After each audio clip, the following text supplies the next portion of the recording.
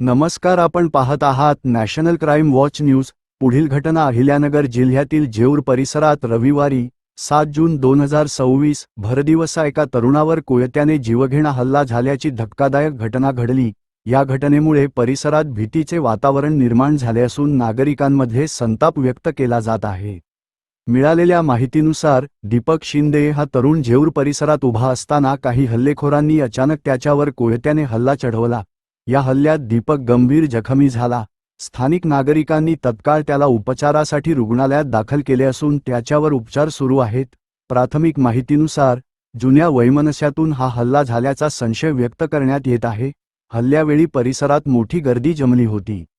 तसेच काही जणांनी हवेत गोळीबार झाल्याचाही दावा केला असून त्यामुळे परिसरात एकच खळबळ उडाली।